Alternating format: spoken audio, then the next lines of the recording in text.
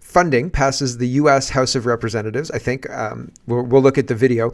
They pull out tiny little Ukrainian flags to wave. Who paid for those flags? Who paid for those flags? They weren't American flags. They were Ukrainian flags. Who's paying for that? These people work for the United States, and they've just passed a package that doesn't defend the U.S. southern border.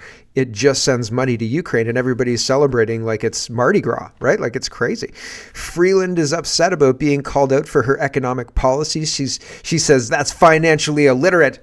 That's financially illiterate, sir. And of course, they accuse you of what they themselves are guilty of, right? So Freeland is very, very financially illiterate.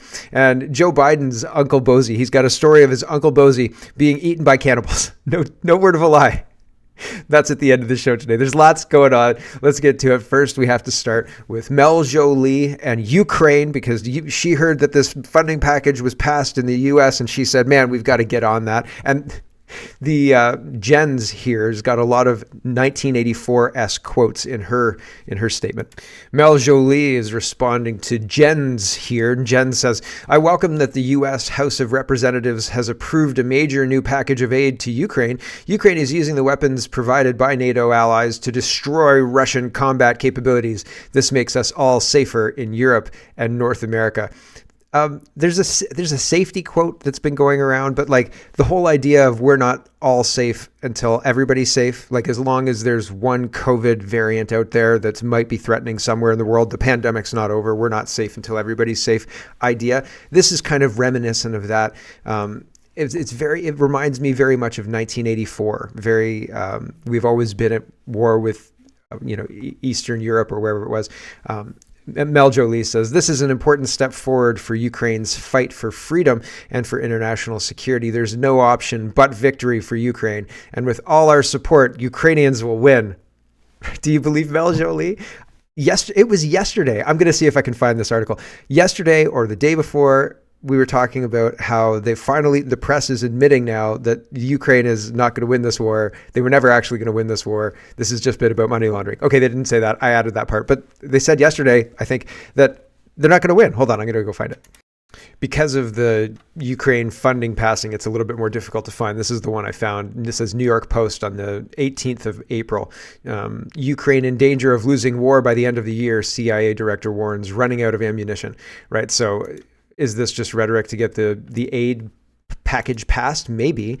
But fundamentally, recently, the press were all on board with Ukraine is going to definitely lose this war and shucks and, let's move on type deal. And now, obviously, Slava Ukraini is going to win, right? What? Aaron O'Toole, being the tool that he is, says Ukraine is literally pleading for armored vehicles from Canada to protect their soldiers.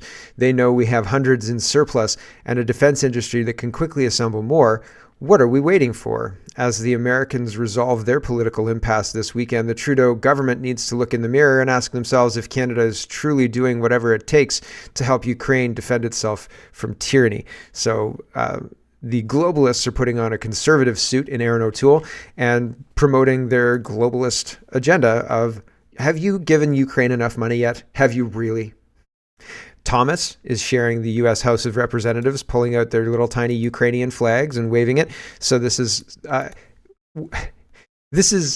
sedition, treason. Why are we spending so much money in Ukraine? This isn't even my country, and I'm mildly triggered. I'm very triggered by this. Here's all of the representatives of the United States celebrating giving $60 billion to Ukraine.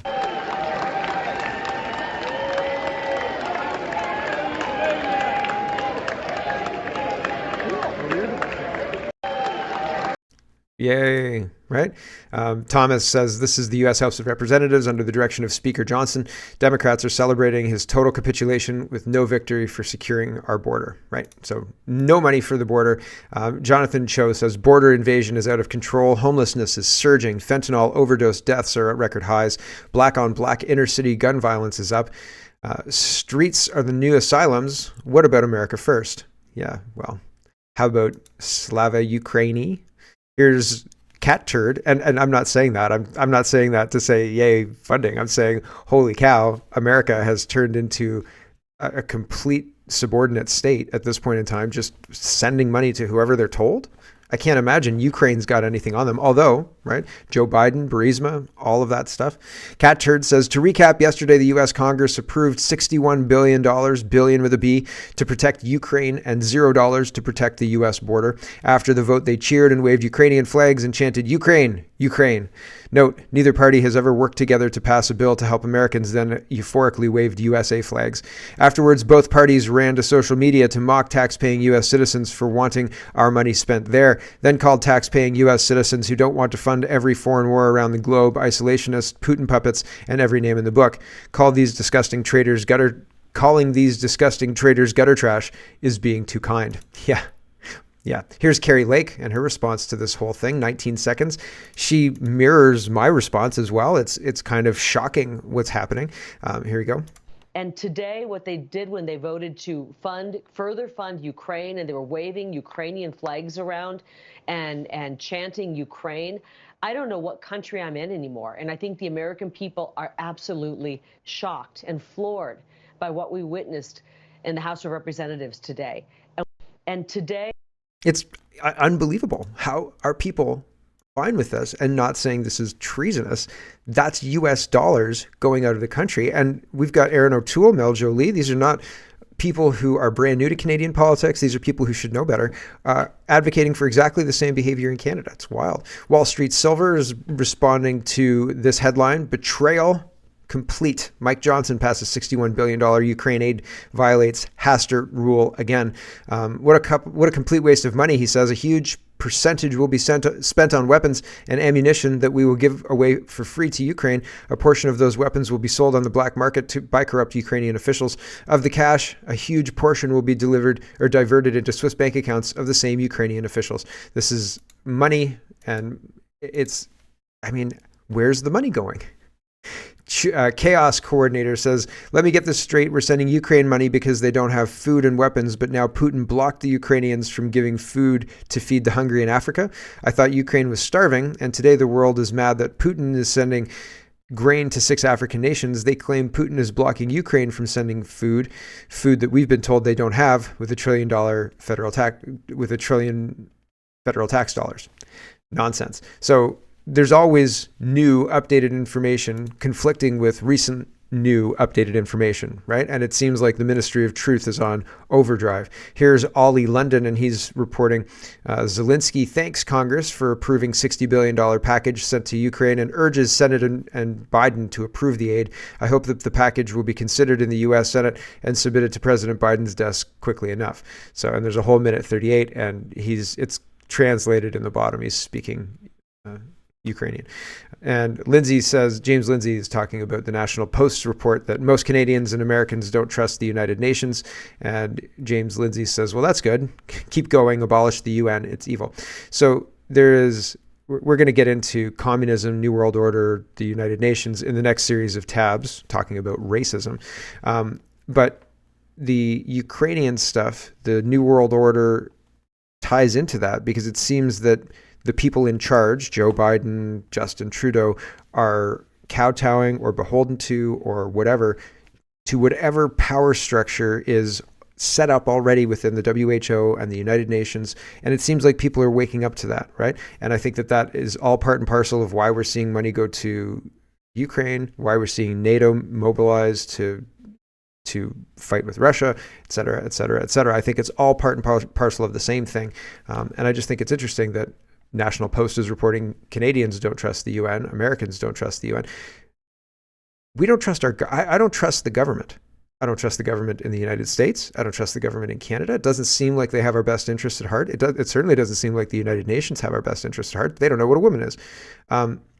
So it's one of those things that is, or if they do know what a woman is, well, there's a whole rabbit hole we could go down there because the United Nations group of women was led by Iraq, I think, for a while. There's a whole thing, and people were upset about that as well. So it just seems to me, though, that these international groups, these international agencies have taken control in a way that is very difficult to even pin down, so you can't stop it. you can't say, hey, you're doing X, Y, Z, stop it. It's like the provincial government and the federal government both paying for parts of healthcare. You can't fix that problem by voting out the provincial government, because there's a lot of money coming with strings from the federal government doing the same thing. And you can't just fix that problem because there's too many fingers in the pie. And so we're kind of in that situation with all of these supranational agencies, the WHO, the United Nations. I'm sure there are others with agreements. The Compact on Migration would be another kind of supranational agreement. It's through the UN, but it's almost secondary. But I mean, I guess it uses the UN, so that still counts. Anyway, regardless, they're using that to undermine our ability to say, no, we don't want to do this. Nobody wants to flood the country with foreigners. Nobody wants to do that, I don't think. And yet we can't say, here's the problem, you're the person doing it, stop it.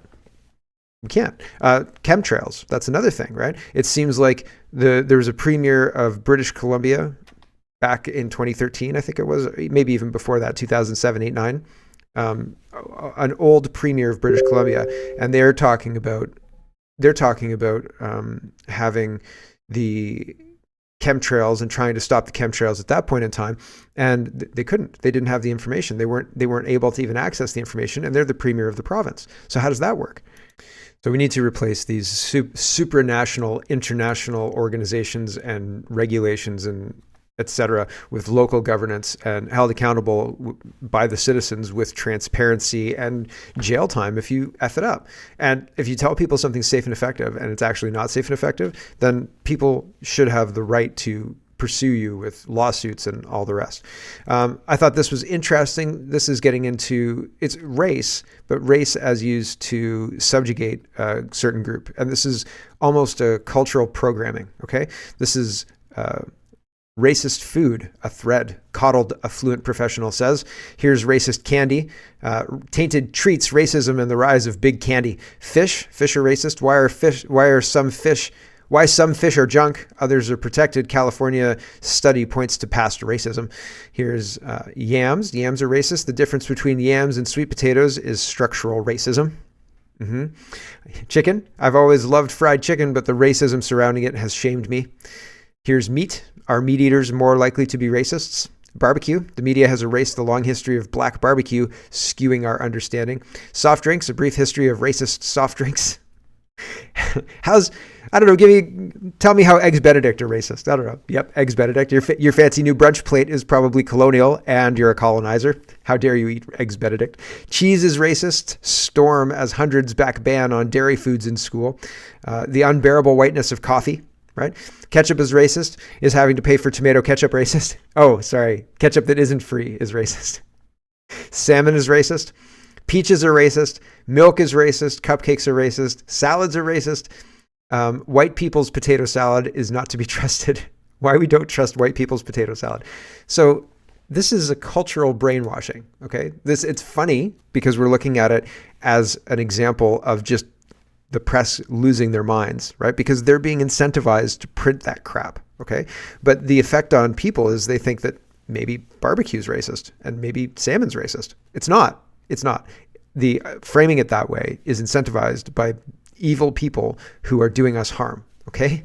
Here's Chanel Fall, and she says, can't share where this happened in Ontario for now, but this is a school where teachers were instructed during a PD day on dismantling whiteness this year that the word family is now identified as harmful. This makes sense if you understand that dismantling whiteness actually means dismantling capitalism, and communists view the nuclear family as the backbone of capitalism, private property ownership, right? So if you destroy the nuclear family, then you destroy passing down property and everything. And the state has an unbalanced, a lot of control. Chauvin says, this makes sense if you understand that dismantling whiteness actually means dismantling capitalism. He equates this with cultural Marxism. I think he's correct. And this is The Nation saying, want to dismantle capitalism, abolish the family, right? So yes, that's the goal. And also, along the way, erase the culture, the history as much as you possibly can. Toronto Star is reporting Black Creek Pioneer Village to drop Pioneer from its name as part of inclusivity plan. Zachary says communists erase history and culture. That is what's happening in Canada right now. Right now. And you don't even have to look very far to see it. Here's James Lindsay again, and he's sharing this. Alex Cole says, Republicans, how dare Democrats wave the Ukrainian flag in Congress? Also Republicans, here's a guy walking through with a Confederate flag. I think the Confederate flag doesn't mean what people today think that it means. James Lindsay says, once again, we see the communist tactic of blurring context. This guy is a non-representative moron no one claims as part of the party or the movement. The people who waved Ukrainian flags in Congress are elected representatives endorsed by the Democratic Party. Right? There's a difference, but people trying to blur the lines don't care about the difference. They say that's mega enough.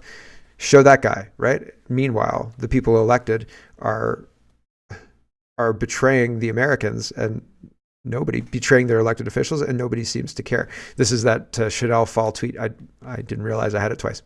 Police on guard for these says, in yet another astonishing display of wokeism, the Ontario Secondary School Teachers Federation, local for the Limestone District School Board, has issued a directive to its members warning them of disciplinary action resulting from what they described as an expression of right-wing political views. Amongst the many examples provided were the unacceptable concepts of parental rights, any reference to boys and girls, speaking against trans women in women's sports, reporting student behavior to parents, such as drug use, and any use of the word Aboriginal or even asking students to put their phone away are all examples of supposed human rights infringements. For the full list, see the True North article. We struggle to understand how a biology teacher can accurately impart valuable scientific concepts about nature when forbidden to discuss the very existence of male and female genitalia. Our long accepted greetings of ladies and gentlemen truly gone from our approved speech? No, in the professional world, these students will thankfully find little, if any, buy-in for these absurdities, while our schools try to pretend that the world is fully supportive of their ridiculous and unfounded ideas. The truth is that the professional world sees them for what they are. So how does any of this better prepare our children for their real world? Simple, it doesn't. The notion that the school board thinks it can decide what a parent should be allowed to know about their child's behavior is nothing short of egregious. Many of these teachers are barely adults themselves and have never experienced parenthood. For them to believe that they know better as to what is best for their child is absurd. We wholeheartedly oppose this blatant attempt to shift parenting responsibilities. The family unit is the core of influence that prepares our children for adult life. It's time for an overhaul and a return to the holistic approach to education. The best solutions are those that take away their influence entirely. And then she's saying, check out this homeschooling thing. But fundamentally, there's a lot of influence that is being unchecked. It's common practice now, if you get an email from your school, from your kid's school, that the principal and the teachers have pronouns in their profiles. They're training kids to do this. This is something that they're trying to normalize and roll out as people our age, my age, 40 and up, 30 and up, age out. The new kids coming in will come in and just have their pronouns in their profile because that's what you do. And that's crazy. And they know, the people who are running this, because this is a planned operation, this is not happening organically. They know that once these loaded kids get into the organizations, that the organization will follow suit because there will be more of the kids doing it than the old leftovers who aren't. And the old leftovers will get bullied by the cultural Marxists who are empowered to make everybody conform or else, right? So it's crazy. It's crazy, but that's what's going on right now. It's right under the radar, but you don't have to look far to see it. Here is Flex, and he says, I've been a senior financial professional for 20 years. I've prepared countless budgets, forecasts, financial statements, business plans, etc. The term fiscally responsible is meaningless, absolute nonsense. She's the one that is economically illiterate and condescending.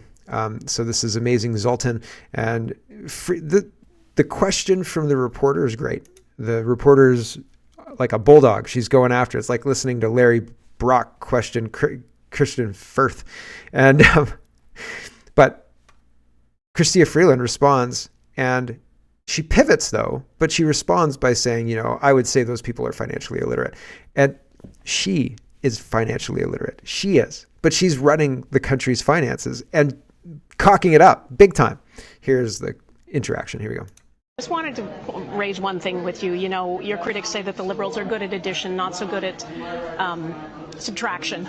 and that right now the cost of servicing the debt in Canada is $46 billion in 2023-24. That's more than, I think, what is spent on the Canada Health Transfer. Your critics say spending measures on top of that are reckless. What do you say to them? Well, I say actually that is economically illiterate and completely ignoring the international comparators. You know, there are some issues where you can have a partisan discussion and you can have different values. Whether a woman has a right to choose or not, there's a real partisan debate. Whether you believe in framing, so she's taking a financial issue.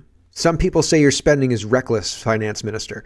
And she says, you know, there are some debates that are legitimate, like, you know, abortions. That's a good debate that's legitimate. But this financial debate is not a legitimate debate like abortion is a legitimate debate. She's talking about killing babies.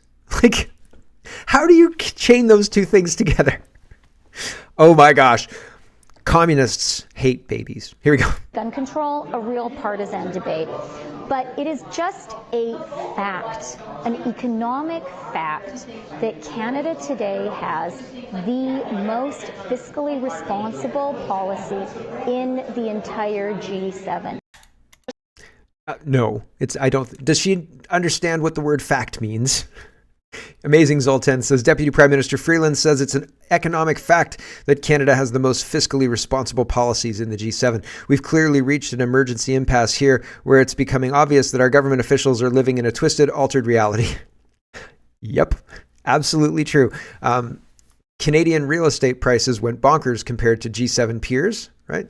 The Dallas Fed Index home price for G7 countries has Canada 300%. And all the other G7 countries under 200%, but this is only up to Q1 2023. That doesn't even take into account 2023 and 2024. And I mean, like, we're barreling into the end of the second quarter of mid second quarter 24 right now. So wild stuff.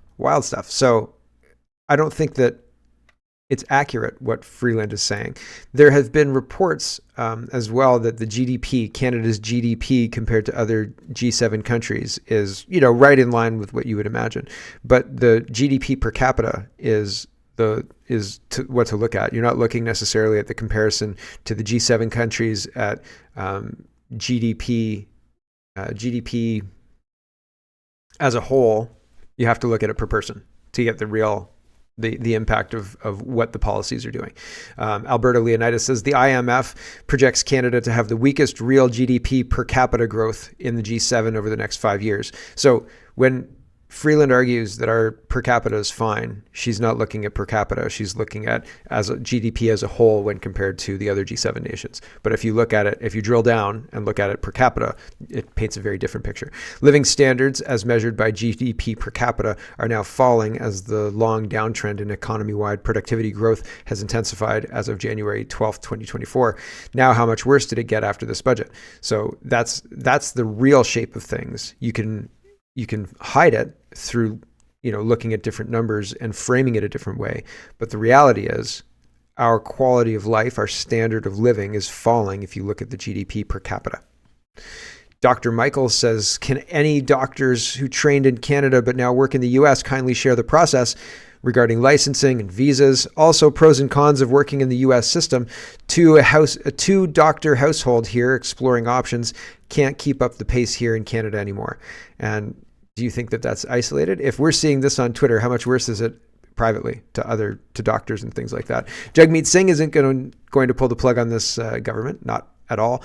Son of a Bench says Jagmeet Singh will not be calling an election anytime soon. The funniest thing you will see today, the NDP leader will be running for Prime Minister of Canada, and he thinks he'll win. So it's 24 seconds. It feels longer than 24 seconds. We'll listen to it. But this is Jagmeet Singh saying, we're going to use our power. I don't know when this is from. It was posted yesterday, and I haven't seen it before. But I mean, I've missed things. I miss things all the time, I'm sure. This is a speech at SEIU. SEIU is a union, and he says he's addressing them. So again, I don't know when this is from, but I think that it's recent. Here we go. Commitment to you is that I promise we're going to keep on fighting with everything we have in this minority government. And we're choosing the hard path because we believe it's the right path. We got to use the power we have to get as much possible for people, once we've done everything possible to get as much support for people as we can, then we'll be in an election, and then I'll be running to become the next prime minister of this country. Interestingly enough, that'll be after January 2025, after I've qualified for my pension anyway. So, right. And we suffer. Here's Jason. He says, what he's talking about here is open banking, a system where your transactions will be transparent and visible to anyone who wants to see it, including government and corporations. This is the first leap towards digital IDs and central bank digital currencies. So I often think of these governments and what these people are doing as like Kickstarter campaigns, and you propose kind of a solution, and Justin Trudeau during his tenure gets certain things done, right? You've got your Kickstarter campaign, and then you've got your stretch goals and all the rest. If he can get his Kickstarter campaign done and he works on stretch goals, then he's been successful by his handlers' measure, and he can move on to, appointed positions elsewhere, et cetera, et cetera. And so he's laid the foundation for central bank digital currencies. He's created a problem that necessitates this, that will make this an attractive offer to people. Because you couldn't offer this in 2015. People would say, what are you talking about, right? But now, central bank digital currency, and if you've been paying your rent on time, that'll get you a good social credit score. Credit score. Here's Justin Trudeau for a minute. There's your warning. Here we go. Talk about credit scores. Wait, don't scroll. This is important. A credit score is basically a rating that banks and financial institutions assign to you to determine how responsible you are with money. Like, do you pay your bills on time? So when it comes time for you to ask for a loan, like applying for a mortgage so you can buy your first home, they'll check your credit score. Having a good credit score means they can offer you a better mortgage, which will give you more choice when buying a home, more options to choose from, because the bank trusts you to pay it back. For most young people, the biggest and most important payment you make is on rent. And if you've been paying that on time for years, that should count towards your credit score. I think it should work to your advantage. Soon, it's going to. We're going to change the rules of the game so you can report your rent payments towards your credit score, so you can get a better mortgage, so you can get a place of your own sooner.